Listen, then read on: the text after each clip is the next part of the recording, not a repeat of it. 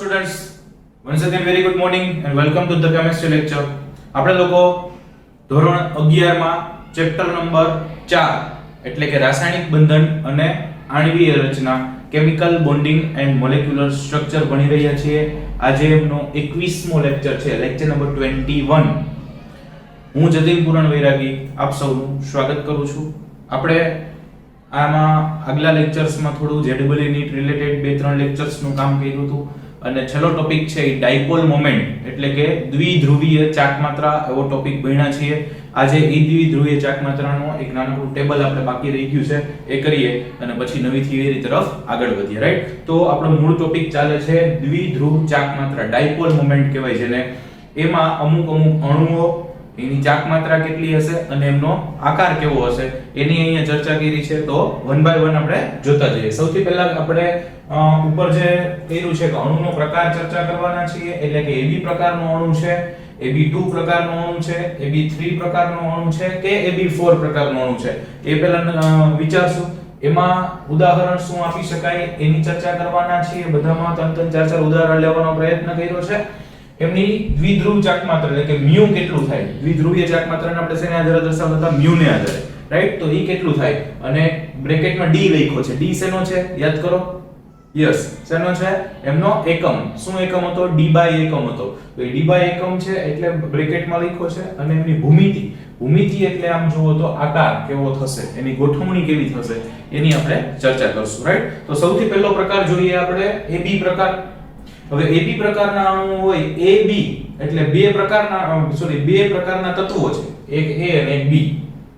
બે તત્વો છે અને બે 1:1 પ્રમાણમાં છે. 1:1 એટલે જેટલા A હશે એટલા જ B હશે, બે એક જ હશે. રાઈટ, ઉદાહરણ છે HF. દાખલા તરીકે A તરીકે હું H લઉં અને B તરીકે F લઉં તો બે એક જોડાણા. HF હાઇડ્રોફ્લોરિક એસિડ અથવા હાઇડ્રોજન ફ્લોરાઇડ. એવી જ રીતે હાઇડ્રોજન ક્લોરાઇડ અથવા hydrochloric acid, hydrogen bromide, hydrogen iodide. અને H2 અણુ લીધો. જો H2 માં આપણે શું કર્યું? A તરીકે H લીધો અને B તરીકે H લીધો. બંને H જોડાય એટલે H તો એક જેમ એક જ થયું એટલે H2 અણુ બન્યું. તો આવા ઉદાહરણ લખ્યા છે HF, HCl, HBr, HI અને H2.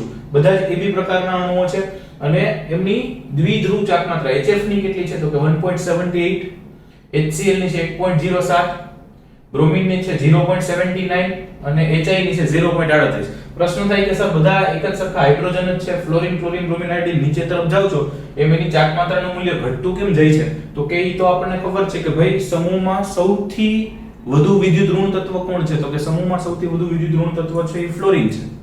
રાઈટ, અને ફ્લોરિન છે તો ફ્લોરિન છે એ સૌથી વધુ વિદ્યુત ઋણ હશે તો એમની ચાકમાત્રાનું મૂલ્ય સૌથી વધારે હશે.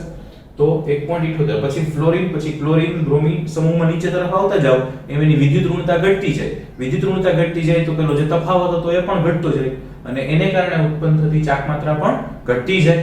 એટલે કે 1.78 પછી ઘટીને 1.07, પછી ઘટીને 0.79, ઘટીને 0.38 અને H2 છે એમાં કેમ 0 છે? તો કે સર બે એક જ સરખા છે, બેની વિદ્યુત ઋણતા કે વિદ્યુત ધનતા કે બધું સરખું જ હોય. બરાબર, તો બે વચ્ચે કોઈ તફાવત ઉદ્ભવ થવાનો નથી વીજભારનો. બે હાઇડ્રોજન વચ્ચે વીજભારનો કોઈ તફાવત હશે નહીં અને એટલે એમની ચાકમાત્રાનું મૂલ્ય થશે 0. અને કોઈ પણ હશે whatever be the dipole moment, the shape will be linear. એમનો આકાર છે એ રેખીય જ થશે.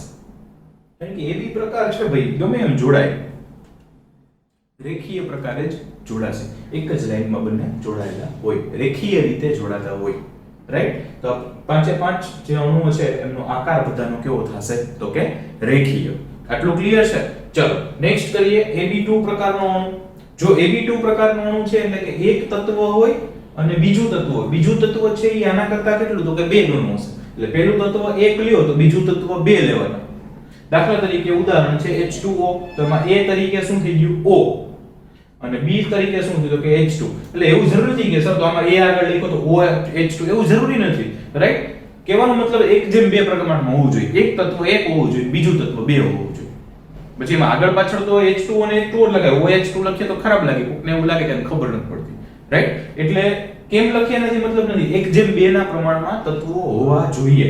એટલે H2O, H2S હાઇડ્રોજન સલ્ફાઇડ અને CO2 કાર્બન ડાયોક્સાઇડ. CO2 જો પાછું A છે એ કાર્બન છે, B છે એ ઓક્સિજન છે.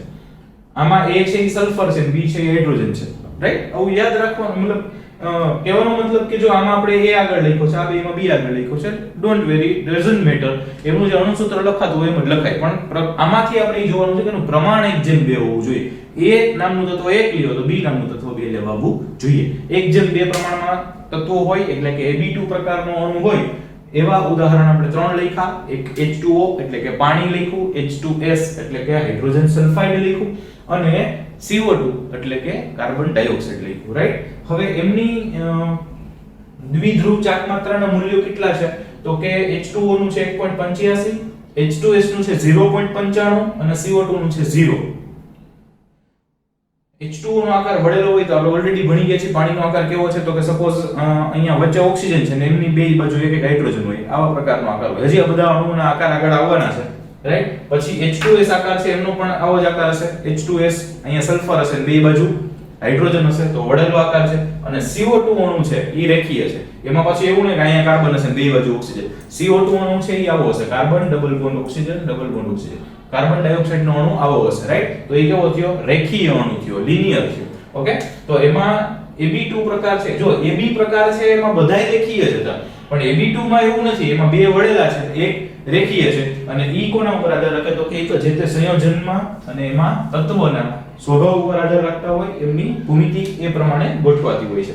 તો H2O છે. હવે પ્રશ્ન થાય કે એમની દ્વિધ્રુવ ચાકમાત્રા H2O ની કેટલી તો કે 1.85, H2S ની કેટલી તો કે 0.95 અને CO2 ની કેટલી તો કે 0. ઈ કેમ થઈ ગયું સર તો કે જો H2O ની 1.85 આપણે આકાર જોયો છે, ખબર છે. હવે એના કરતા H2S નો આકાર એવો જ છે, વળેલો. એવી જ રચના આપણે કીધી કે આ પ્રકારની રચનામાં ઈ ગોઠવાયેલા છે. પણ કેમ ઘટી તો કે આપણને ખબર છે મિત્રો કે વિદ્યુત ઋણતામાં આખા વિશ્વમાં પહેલો નંબર કોનો તો કે આખા વિશ્વમાં પહેલો નંબર ફ્લોરિનનો. બીજો નંબર કોનો તો કે બીજો નંબર છે ઓક્સિજનનો. તો ઓક્સિજન છે એટલે સેકન્ડ નંબરનું હાઈએસ્ટ ઇલેક્ટ્રોનેગેટિવ એલિમેન્ટ થયું, બીજા નંબરનું સૌથી હાઈએસ્ટ વિદ્યુત ઋણ તત્વ થયું. એટલે એની વિદ્યુત ઋણતા વધુ છે એટલે તફાવત એ વધુ થવાનો, તો એની ચાકમાત્રા પણ વધુ હશે. એટલે કે 1.85 ડી જેટલી મ્યુ મળે એની. અને ઓક્સિજન એ જ સમૂહમાં નીચેનું તત્વ છે, ઓક્સિજન સલ્ફર સેલેનિયમ ટેલુનિયમ પોલોનિયમ, 16મો સમૂહ ઓક્સિજન સલ્ફર સેલેનિયમ ટેલુનિયમ પોલોનિયમ. તો એમાં જે સલ્ફર છે એ બીજું તત્વ છે 16મા સમૂહનું. તો 16મા સમૂહનું બીજું તત્વ છે, રાઈટ. તો ઓક્સિજન કરતા એની વિદ્યુત ઋણતા ઓછી હશે તો એની ચાકમાત્રા પણ ઓછી હશે. એટલે આના 1.85 તો આની કેટલી છે 0.95. આકાર બેનો સરખો છે, વળેલો આકાર છે. અને કાર્બન ડાયોક્સાઇડ અણુ છે એમની ચાકમાત્રા 0 છે. એવું કેમ છે તો કે જો મેં હમણાં જ બંધારણ જોયું, CO2 નું સ્ટ્રક્ચર આવું હોય તો આ બાજુ જેટલો ચાર્જ ઉત્પન્ન થશે એટલો જ આ બાજુ ચાર્જ ઉત્પન્ન થશે, અને બે બાજુ એક સરખો ચાર્જ ઉત્પન્ન થાય તો પરિણામી કેટલો થયો તો કે 0. એટલે એની ચાકમાત્રા કેવું છે તો કે 0 છે. અને આકાર કેવો છે તો કે રેખીય છે, રાઈટ. ઓકે, હવે એના પછીનો નેક્સ્ટ આકાર કયો લેવાનો છે અણુનો તો કે એના પછીનો નેક્સ્ટ આકાર લેવાનો છે Ab3. અચ્છા, Ab3 આકાર છે તો એમાં કયા કયા સંયોજનો હોઈ શકે તો કે એક NH3 હોય, એક NF3 હોય, એક BF3 હોય. એવા ત્રણ ઉદાહરણ લીધા છે. નાઇટ્રોજનની સાથે 3 હાઇડ્રોજન, નાઇટ્રોજનની સાથે 3 ફ્લોરિન અને બોરોનની સાથે 3 ફ્લોરિન. અચ્છા, એમના ચાકમાત્રાના મૂલ્યો કેટલા આપ્યા છે તો કે આમાં ચાકમાત્રાના મૂલ્યો 1.47 આપ્યું છે, આનું 0.23 આપ્યું છે અને આનું 0 આપ્યું છે. ઓકે, BF3 માં તો બોરોન થી 3 ફ્લોરિન એક ભેગું થશે એટલે 0. અચ્છા, NH3 NF3 આપણે ઓલરેડી સમજાવી દીધું છે કે લાગે NF3 ની વધુ હોવી જોઈએ પણ હોય NH3 ની વધુ. શું કામ તો કે NF3 છે એમની ચાકમાત્રા છે ઈ ફ્લોરિન ની અલગ ડાયરેક્શનમાં છે, નાઇટ્રોજન ની અલગ. આપણે આમના બંધારણ દોરીને દર્શાવ્યું છે, રાઈટ. એટલે ઓછી છે. અને જ્યારે એમોનિયામાં ચારે ચારની ચાકમાત્રા એક જ દિશામાં જાય છે એટલે એની વધુ છે. આ બેનો શેપ છે ત્રિકોણીય પિરામિડલ છે, ટ્રાયગોનલ પિરામિડલ. ટ્રાયગોનલ પિરામિડલ એટલે કેવું હશે તો કે કંઈક આવા પ્રકારનો આકાર જોવા મળશે. ત્રિકોણીય પિરામિડ આકાર એટલે આવા પ્રકારનો આકાર હોય.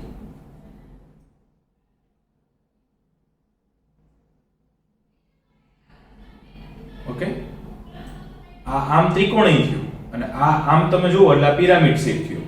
અહીંયા એક્ચ્યુઅલી અહીંયા તમે આમ ડ્રો કરો તો શું થશે, અહીંયા તમે લાઈન ડ્રો કરો તો શું થશે તો કે ત્રિકોણ. અને ત્રિકોણ જે હતું એમાંથી 3 નીકળ્યા અને આમ પિરામિડ જેવું બન્યું એટલે આ બન્યું ત્રિકોણીય પિરામિડલ શેપ બનશે, રાઈટ. કેવો શેપ બનશે? ત્રિકોણીય પિરામિડલ. આનો શેપ એવો થશે. આ ત્રિકોણીય સમતલ એટલે કે એક જ સમતલમાં ત્રિકોણ બનતું હશે એટલે આવા પ્રકારનો આકાર હોઈ શકે, રાઈટ. તો બે ત્રિકોણીય પિરામિડલ અને એક ત્રિકોણીય સમતલ. ઓકે, ચોથું છે AB4. AB4 એટલે કે એક તત્વ 1 અને બીજું 1:4 1:4 ના પ્રમાણમાં હોય એવા સંયોજનોની ચર્ચા કરી છે. 1:4 ના પ્રમાણમાં હોય એવા ઉદાહરણ આપણે આપ્યા છે. મિથેન એટલે કે CH4, બીજું ક્લોરોફોર્મ એટલે કે CHCl3 અને કાર્બન ટેટ્રાક્લોરાઇડ એટલે CCl4.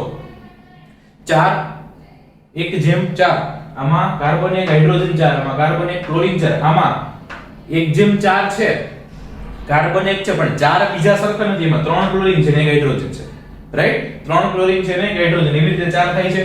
CH4 ની ચાક માત્રાનું મૂલ્ય 0 છે, CHCl3 ની 1.04 છે અને CCl4 ની પણ 0 છે. જેમ CH4 માં 0 થશે ઈ જ કારણથી CCl4 માં પણ 0, કારણ કે પરિણામી કઈ વધતું ના હોય એટલે ચાક માત્રા 0 અને આમાં પરિણામી વધશે એટલે 1.04. અને એ બધા જનો આકાર કેવો છે તો કે સમચતુષ્ફલકીય આકાર છે. સમચતુષ્ફલકીય એટલે ઇંગ્લિશમાં કોઈ ટેટ્રાહેડ્રલ છે. સમચતુષ્ફલકીય, સમ એટલે સરખું, ચતુસ એટલે 4 અને ફલક એટલે સમતલ. સમ એટલે સરખું, ચતુસ એટલે 4 અને ફલક એટલે સમતલ, એટલે કે ચારે ચાર સમતલ સરખા હોય એવો આકાર હોય. એવો આકાર હું બનાવવાનો પ્રયત્ન કરું છું, લગભગ બની જશે, રાઈટ? યસ, આ સમચતુષ્ફલકીય આકાર થયો મિત્રો. હવે સમચતુષ્ફલકીય આકારને તમે જોવા જાવ ને તો આ સપોઝ આવી રીતે છે તો આટલું દેખાય છે અને તમે ફેરવો તો એવું જ દેખાય, અને તમે ફેરવો તો એવું જ દેખાય, અને તમે ફેરવો તો એવું જ દેખાય. સમજાય છે? તો તમે ગમે એમ રાખો, સમચતુષ્ફલકીય બધી બાજુ ચારે ચાર બાજુથી સરખું જ લાગશે એટલે સમચતુષ. આ ચારે ચાર જે બને છે એમાંથી ગમે એનાથી જુઓ તો એ સરખું જ દેખાય, એટલે એના ફલક સરખા દેખાય, એટલે એને સમચતુષ્ફલકીય કહેવાય.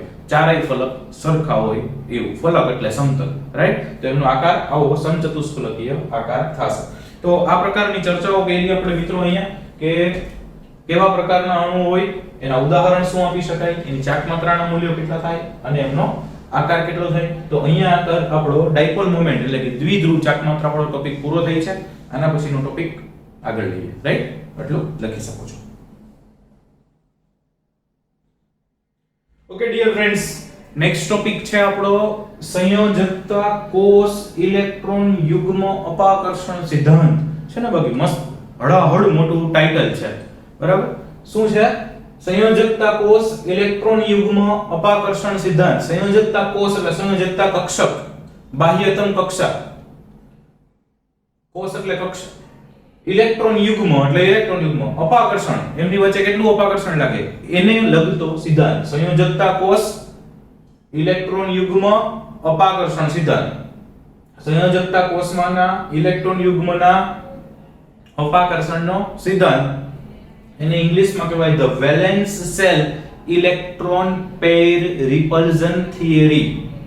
The valence shell electron pair repulsion theory, અને એનું શોર્ટ ફોર્મ થાય છે વેલેન્સ નો V, સેલ નો S, ઇલેક્ટ્રોન નો E, પેર નો P અને રિપલ્ઝન નો S.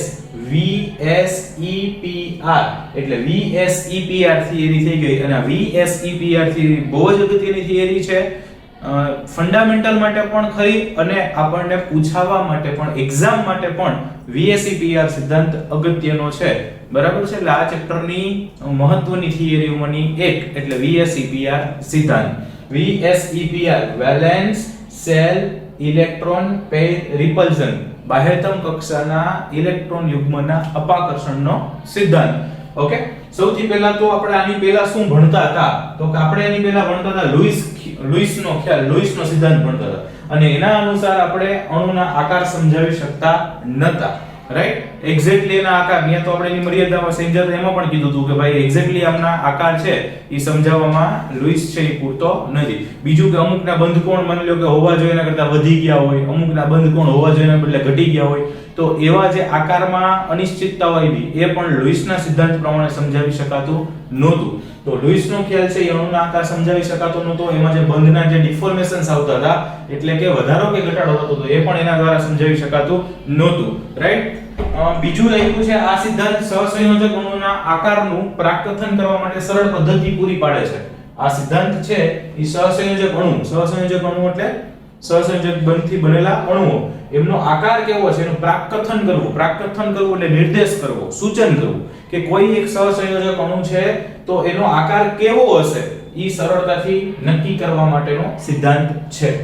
સહસંયોજક અણુ છે ને આકારનો પ્રાકથન કરવું એટલે સૂચન કરવું. પ્રાકથન કરવું એટલે સૂચન કરવું. તો એ સૂચન કરવા માટેનો અગત્યનો સિદ્ધાંત એટલે VSEPR સિદ્ધાંત. આ સિદ્ધાંત છે સિજ્વિક અને પોવેલે સૌથી પહેલા VSEPR સિદ્ધાંત આપવાવાળા વૈજ્ઞાનિકો કોણ? તો કે સિજ્વિક અને પોવેલ. આ સિજ્વિક અને પોવેલ નામના સાયન્ટિસ્ટે સૌથી પહેલા શું કર્યું? તો કે પરમાણુની સંયોજકતા કોષમાંના ઇલેક્ટ્રોન યુગ્મની પારસ્પરિક ક્રિયાઓ વિશે એક સરળ સિદ્ધાંત આપ્યો. એણે પહેલા બહુ બેઝિક, કારણ કે શરૂઆત તો બેઝિક થી જ થઈ ને. એણે શું કર્યું? તો કે કોઈ પણ પરમાણુ હોય, એના સંયોજકતા કોષ હોય, એમાં ઇલેક્ટ્રોન યુગ્મ હોય, ઈ ઇલેક્ટ્રોન યુગ્મની પારસ્પરિક ક્રિયાઓ એટલે એમની અંદરો-અંદર ક્રિયાઓ થાય એ. તો ઈ અંદરો-અંદર કઈ ક્રિયાઓ થાય, કેવી ક્રિયાઓ થાય, એને લગતો એક સિદ્ધાંત આપ્યો. કોણે? તો કે સિજ્વિક અને પોવેલે.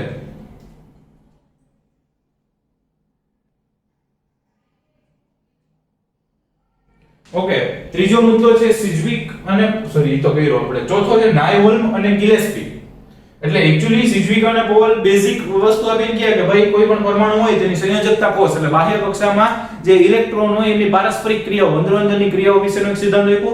અને એ સિદ્ધાંતને પાછો આગળ કોણ લઈ ગયા? તો કે નાયહોલ્મ અને ગિલેસ્પી. નાયહોલ્મ અને ગિલેસ્પી નામના સાયન્ટિસ્ટ એને વિકસાવ્યો, એને ડેવલપ કર્યો અને પાછું એને પુનઃ વ્યાખ્યાયિત કર્યો. એટલે એમાંથી પાછી નવું જે કંઈ મળતું હોય એ વસ્તુ આપણને આપ્યું, એને રીજનરેટ કર્યો છે. રાઈટ? તો ચાર વૈજ્ઞાનિકોનો અગત્યનો ફાળો છે. સિજ્વિક અને પોવેલે સૌથી પહેલા આપ્યો અને નાયહોલ્મ અને ગિલેસ્પી એને વિકસાવ્યો એટલે કે એને ડેવલપ કર્યો, એમાં વધારાનું સંશોધનો કર્યા અને એને પાછો પુનઃ વ્યાખ્યાયિત કર્યો. ફરી પાછી એની ચર્ચા કરી કે આ સિદ્ધાંત કંઈક આવું સમજાવે છે. ઓકે, હવે આ જે VSEPR સિદ્ધાંત છે એમની મુખ્ય અભિધારણાઓ છે. મુખ્ય અભિધારણાઓ એટલે કે એના પોસ્ચ્યુલેટ્સ આપ્યા છે કે ભાઈ આ સિદ્ધાંત શું સમજાવે છે, એની મુખ્ય મુદ્દાઓ, અભિધારણાઓ એટલે. રાઈટ? તો સૌથી પહેલા અણુનો આકાર મધ્યસ્થ પરમાણુની આસપાસ સંયોજકતા કોષ ઇલેક્ટ્રોનની સંખ્યા પર આધાર રાખે છે. રાઈટ? કે કોઈ પણ અણુ છે એનો આકાર કેવો હોય. VSEPR સિદ્ધાંત મુજબ આ જે અભિધારણાઓ છે એ કોની છે? VSEPR સિદ્ધાંતની છે. તો એના મુજબ કોઈ પણ અણુનો આકાર શેના ઉપર આધાર રાખે? કઈ બધાના આકાર તો સરખા હોવા નથી. તો કોના ઉપર આધાર રાખે? તો કે ઈ જે મધ્યસ્થ પરમાણુ હોય એટલે જે સેન્ટ્રલ એટમ હોય, જેની આજુબાજુ બધા જોડાયેલા હોય. દાખલા તરીકે એમોનિયા છે તો નાઇટ્રોજનની આજુબાજુ બધા જોડાયેલા છે. પાણી છે તો ઓક્સિજનની આજુબાજુ જોડાયેલા છે. તો ઓક્સિજન છે એ મધ્યસ્થ પરમાણુ કહેવાય. એમોનિયામાં નાઇટ્રોજન છે એ મધ્યસ્થ પરમાણુ કહેવાય. તો મધ્યસ્થ પરમાણુની આસપાસ સંયોજકતા કોષ ઇલેક્ટ્રોન યુગ્મ, મધ્યસ્થ પરમાણુની આસપાસ સંયોજકતા કોષમાં ઇલેક્ટ્રોન યુગ્મની સંખ્યા કેટલી છે એના ઉપર આધાર રાખે છે. મધ્યસ્થ પરમાણુની સંયોજકતા કક્ષા એમાં ઇલેક્ટ્રોનની સંખ્યા ઉપર આધાર રાખે છે. અને એમાં બે આવી જાય, અયુગ્મિત આવી જાય, અબંધકારક આવી જાય અને બંધકારક આવી જાય. એટલે બંધમાં ભાગ લેતા ઇલેક્ટ્રોન છે ગણી લેવાના છે, બંધમાં ભાગ ન લેતા ઇલેક્ટ્રોન ને પણ ગણી લેવાના છે. તો બંને ઉપર આધાર રાખે છે. રાઈટ? એના પછી છે સંયોજકતા કોષમાં ઇલેક્ટ્રોન યુગ્મો અપાકર્ષણ કરશે. તેથી કારણ કે તેમના વાદળ ઋણભારિત હશે. સંયોજકતા કોષમાં એટલે સંયોજકતા કોષમાં જે ઇલેક્ટ્રોન છે ઈ એકબીજાથી અપાકર્ષણ પામશે. સંયોજક બાહ્ય કક્ષામાં જે ઇલેક્ટ્રોન્સ રહેલા છે, ઇલેક્ટ્રોન યુગ્મ રહેલા છે, ઈ ઇલેક્ટ્રોન સપોઝ બે ઇલેક્ટ્રોન યુગ્મ હોય તો એ બંને વચ્ચે અપાકર્ષણ લાગશે. શું કામ લાગે? તો કે ઈ તો ભાઈ આમે ખબર છે, બંને ઇલેક્ટ્રોન જ છે ને, સરખા વચ્ચે તો હંમેશા અપાકર્ષણ હોય. અથવા એનું કારણ એવું આપી શકાય કે બંને છે ઈ ઋણભારિત વાદળ હશે. બંને ઇલેક્ટ્રોન વાદળ ઋણભારિત હશે એટલે કે બંને છે ઈ કેવા છે? નેગેટિવલી ચાર્જ છે. બંને નેગેટિવલી ચાર્જ છે અથવા તો ઋણભારિત છે બંને. અને બંને ઋણભારિત છે તો ઋણ વચ્ચે કેવું થવાનું? તો કે અપાકર્ષણ. પહેલું શું કીધું? તો કે બંધનો આકાર અણુનો આકાર કોના ઉપર આધાર રાખે? તો કે મધ્યસ્થ પરમાણુની આસપાસ જેટલા ઇલેક્ટ્રોન રહેલા હોય એની સંખ્યા ઉપર. પછી એ બંધકારક હોય તો ભલે, અબંધકારક હોય તો પણ ભલે. બંધમાં ભાગ લે તો બંધકારક, એમનેમ પડ્યા હોય તો અબંધકારક. એની ટોટલ સંખ્યા ઉપર આધાર રાખે. પહેલું. બીજી અભિધારણા શું કીધી? તો કે સંયોજકતા કોષમાં રહેલા ઇલેક્ટ્રોન યુગ્મ છે એ અપાકર્ષણ પામશે. શું કામ અપાકર્ષણ પામશે? કારણ કે બંને છે એ વિદ્યુત ઋણભારિત હોય છે. ત્રીજી અભિધારણા, આ ઇલેક્ટ્રોન યુગ્મ અવકાશમાં એવી રીતે ગોઠવાય કે જેથી અપાકર્ષણ ઓછું થાય, આમ તેમની વચ્ચેનું અંતર વધશે. એટલે મેં કીધું કે બાહ્ય કક્ષામાં રહેલા ઇલેક્ટ્રોન વચ્ચે અપાકર્ષણ થવાનું. હવે અપાકર્ષણ થઈ અને એ અપાકર્ષણ થાય એકબીજાથી દૂર જશે. દૂર જઈને એવી જગ્યાએ ગોઠવાય, એટલા અંતરે ગોઠવાય કે જેથી તેમની વચ્ચેનું અપાકર્ષણ મિનિમમ થાય. અને અપાકર્ષણ ક્યારે મિનિમમ થાય ભાઈ? અપાકર્ષણ ક્યારે મિનિમમ થાય તો કે ઈ એકબીજાથી દૂર હોય ત્યારે, એકબીજાથી દૂર ગોઠવાયેલા હોય ત્યારે, એટલે કે એમની વચ્ચેનું અંતર વધે. દૂર ગોઠવાયેલા હોય એટલે બે વચ્ચેનું અંતર તો કે વધશે. ફરી એકવાર એમની વચ્ચે અપાકર્ષણ લાગે છે એવું આપણે કીધું બીજી અભિધારણામાં, અને અપાકર્ષણ લાગશે તો શું થશે તો કે એકબીજાથી દૂર જશે, અને એટલે દૂર જશે કે જેથી બે વચ્ચેનું અપાકર્ષણ છે ઓછામાં ઓછું થાય અને એના કારણે બે વચ્ચેનું અંતર વધે છે. આ ઇલેક્ટ્રોન યુગ્મ અવકાશમાં એવી રીતે ગોઠવાય જેથી અપાકર્ષણ ઓછું થાય અને તેમની વચ્ચેનું અંતર આ કારણથી વધી જાય છે. આમ તેની વચ્ચેનું અંતર વધે છે. 3 અભિધારણા થઈ. ચોથી અભિધારણા છે સંયોજકતા કોષને વર્તુળાકાર લેવામાં આવે છે. સંયોજકતા કોષને કેવું ધારવામાં આવે છે? વર્તુળાકાર, જેમાં ઇલેક્ટ્રોન યુગ્મ એકબીજાથી મહત્તમ અંતરે વર્તુળાકાર સપાટી પર સ્થાનીકૃત થાય. સંયોજકતા કોષમાં આપણે એમ કીધું ઇલેક્ટ્રોન વચ્ચે અપાકર્ષણ લાગશે, અપાકર્ષણ લાગશે એટલે મહત્તમ અંતરે ગોઠવાશે, મેક્સિમમ અંતરે ગોઠવાશે, અને એને પાછા ગોળાકાર ધાર્યા એનો મતલબ કે ઈ ગોળાકાર સપાટી ઉપર એકબીજાથી મહત્તમ અંતરે ગોઠવાય. આપણે બાહ્ય કક્ષાને ગોળાકાર ધારી લીધી તો એમાં ઈ એક બે કક્ષા હોય બાહ્ય કક્ષા, તો એકબીજાથી મહત્તમ અંતરે ગોળાકાર કક્ષાઓ પર ગોઠવાય. સંયોજકતા કોષને વર્તુળાકાર ધારવામાં આવે છે જેમાં ઇલેક્ટ્રોન યુગ્મ એકબીજાથી મહત્તમ અંતરે વર્તુળાકાર સપાટી પર ગોઠવાય છે. વર્તુળાકાર ધાર્યું તો એ કઈ સપાટી પર ગોઠવાય તો કે વર્તુળાકાર સપાટી પર ગોઠવાય. અને કેવી રીતે ગોઠવાય તો કે એકબીજાથી મહત્તમ અંતરે ગોઠવાય. શું કામ મહત્તમ અંતરે ગોઠવાય તો કે નજીક આવશે તો અપાકર્ષણ લાગશે, એટલે અપાકર્ષણ પામતા પામતા પામતા મહત્તમ અંતરે પહોંચ્યા કે જેમની વચ્ચે અપાકર્ષણ ઓછું લાગે. સમજાય છે? ઓકે. 5મી અભિધારણા બહુબંધને, બહુબંધ એટલે ડબલ બોન્ડ કે ટ્રિપલ બોન્ડ, એને એકલ ઇલેક્ટ્રોન યુગ્મ જેવા ગણવામાં આવે છે. એટલે એને આપણે ધારી લીધું ચલો એ એક બંધનું ઇલેક્ટ્રોન યુગ્મ છે એવું ધારી લઈશું. બહુબંધ એટલે ડબલ મલ્ટીપલ બોન્ડ, બહુબંધનું ઇંગ્લિશ થાય મલ્ટીપલ બોન્ડ. મલ્ટીપલ બોન્ડમાં ડબલ બોન્ડ પણ હોઈ શકે, ટ્રિપલ બોન્ડ પણ હોઈ શકે. તો એને એકલ ઇલેક્ટ્રોન યુગ્મ જેવા ગણવામાં આવે છે. અને બહુબંધના 2 કે 3 ઇલેક્ટ્રોન યુગ્મ, બહુબંધ હોય તો એમાં ડબલ બોન્ડ હોય તો 2 ઇલેક્ટ્રોન યુગ્મ હોય, ટ્રિપલ બોન્ડ હોય તો 3 ઇલેક્ટ્રોન યુગ્મ હોય. તો એ બહુબંધના 2 કે 3 ઇલેક્ટ્રોન યુગ્મ એકલ અતિયુગ્મ તરીકે ગણવામાં આવે છે. એને એકલ યુગ્મ તરીકે જ ગણવામાં આવે. હવે ઈ કે સર હવે એક કે એક 2 ઇલેક્ટ્રોન યુગ્મને એક ઇલેક્ટ્રોન યુગ્મ ગણવામાં આવે, 3 ને એક જ ગણવામાં આવે. હા, પણ એને કંઈક અલગ નામ આપ્યું. જુઓ, એકલ યુગ્મ નથી કીધું, ખાલી એકલ અતિયુગ્મ કીધું, સુપર પેર કીધી. સુપર પેર એટલે એમાં 2 પેર અથવા 3 પેરનો સમાવેશ થતો હોય. એકલ અતિયુગ્મ તરીકે ઓળખવામાં, કારણ કે એવી ધારણા કરશું તો એને સમજાવવું ઈઝી પડશે. એટલે બહુબંધ છે એને એકલ ઇલેક્ટ્રોન યુગ્મ તરીકે ગણી લેવામાં આવે છે, અને બહુબંધમાં 2 ઇલેક્ટ્રોન યુગ્મ હોય કે 3 ઇલેક્ટ્રોન યુગ્મ હોય એને એકલ અતિયુગ્મ, અતિનું ઇંગ્લિશ કીધું છે સુપર. ઓકે, એકલ અતિયુગ્મ તરીકે ગણવામાં આવે છે. સુપર આપણે ને પેપર કહું કે સુપર, ઈ સુપર નહીં, અતિ એટલે સુપર એટલે અતિ સારું કહેવાય. પેપર કેવું ગયું તો કે સુપર, સુપર એટલે અતિ સારું. તો એવી જ રીતે અહીંયા અતિ યુગ્મ, અતિ યુગ્મ એ કેવું કા તો કે 2 ને ભેગા કરીને એક ગણ્યા છે. અમે ઘણીવાર એવું થાય કે એક્ઝામમાં 2 ભેગા થાય, અને 2 ભેગા થાય તો ઘણીવાર પેપર સારુંય જાય, ઘણીવાર અને સારુંય જાય, પણ એવી શક્યતાઓ ઓછી. ઓકે, થોડું ઘણું જઈ શકે પણ બગડે ખરા. તો આવી રીતે એક ધારણા કરી છે કોનામાં તો કે VSEPR સિદ્ધાંતમાં. અને છેલ્લી અભિધારણા છે અણુ, જ્યાં 2 કે વધુ સંસ્પંદન રચના રજૂ કરી શકે છે. એટલે અણુ છે એના સંસ્પંદન બંધારણો હોય તો 2 સંસ્પંદન બંધારણો હોય, 3 હોય. તો પ્રશ્ન થાય કે VSEPR કોને લાગુ પાડવો તો કે ત્યાં VSEPR નમૂનો કોઈ પણ રચનાને લાગુ પાડી શકાય છે. એવું કાઈ નહીં કે આને પડે આને ના પડે, ગમે એને પડે. કારણ કે સંસ્પંદન બંધારણમાં આપણે એક શરતો લખી છે કે સંસ્પંદન બંધારણમાં અબંધકારક ઇલેક્ટ્રોન યુગ્મની સંખ્યા, બંધકારકની સંખ્યા, ટોટલી બધું સરખું જ હોય. ઓકે, એવું આપણે લખ્યું હતું. તો પછી આપણે તો એ કોના ઉપર આધાર રાખે તો કે સંખ્યા ઉપર આધાર રાખે. સંખ્યા ઉપર આધાર રાખે તો ગમે તે બંધારણને લાગુ પાડી શકાય, કોઈ જ ચિંતા નથી. તો ન્યા પાછો VSEPR સિદ્ધાંત વધુ કામનો હોય એવું લાગે. તો 6 અભિધારણાઓ કઈ કઈ ફટાફટ એક બાય એક જોઈ જઈએ. સૌથી પહેલા અણુનો આકાર કોના ઉપર આધાર રાખે તો કે મધ્યસ્થ પરમાણુની આસપાસ ગોઠવાયેલા કુલ ઇલેક્ટ્રોન યુગ્મ, પછી બંધકારક હોય કે અબંધકારક હોય બધાની સંખ્યા ઉપર આધાર રાખે, પહેલું. બીજું, આ જે સંયોજકતા કક્ષામાં રહેલા ઇલેક્ટ્રોન યુગ્મ છે એ એકબીજાથી અપાકર્ષણ અનુભવશે, કારણ કે બધાય વિદ્યુત ઋણભારી થશે, અને એ અપાકર્ષણ અનુભવશે. એના કારણે એ ઇલેક્ટ્રોન યુગ્મ અવકાશમાં ક્યાં ગોઠવણી પામે, કારણ કે આપણે 3D સ્ટ્રક્ચર, અવકાશ શબ્દ એટલે વાપરીએ છીએ કે 3D સ્ટ્રક્ચર હોય, તો એ ક્યાં ગોઠવણી પામે તો કે એવી રીતે ગોઠવણી પામે કે એકબીજાથી મહત્તમ દૂર જાય અને અપાકર્ષણ ન્યૂનતમ થાય, મહત્તમ દૂર થાય અને અપાકર્ષણ ન્યૂનતમ થાય અને એના કારણે એનું એકબીજાથી અંતર વધતું હોય છે.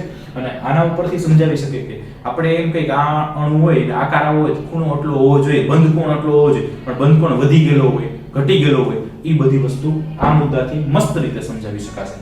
ચોથી અભિધારણા કરી કે સંયોજકતા કોષને વર્તુળાકાર ધારી લીધી તો ઇલેક્ટ્રોન યુગ્મ એકબીજાથી મહત્તમ અંતરે આવી વર્તુળાકાર સપાટી ઉપર ગોઠવાતા હોય.